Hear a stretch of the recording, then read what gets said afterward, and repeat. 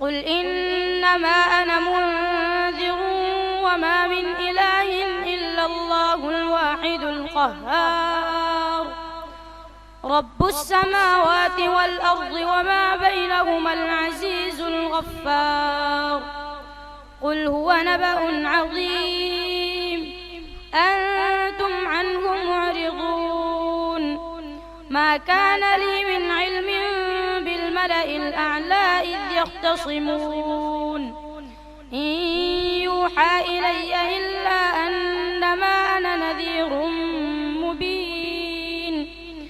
إذ قال ربك للملائكة إني خالق بشرا من طين فإذا سويته ونفخت فيه من روحي فقعوا له ساجدين فسجد الملائكة كلهم أجمعون إلا إبليس استكبر وكان من الكافرين قال يا إبليس ما منعك أن تسجد لما خلقت بيدي أستكبرت أم كنت من العالين قال أنا خير منه خلقتني من نار وخلقته من طين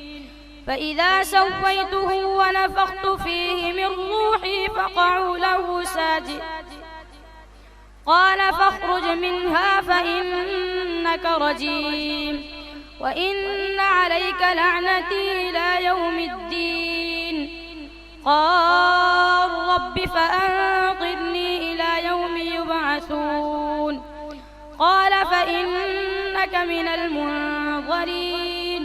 إلى يوم الوقت المعلوم قال فبعزتك لأغوينهم أجمعين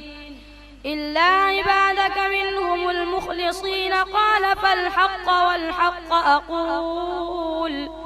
لأملأن جهنم منك وممن تبعك منهم أجمعين قل ما أسألكم عليه من أجر وما أنا من المتكلفين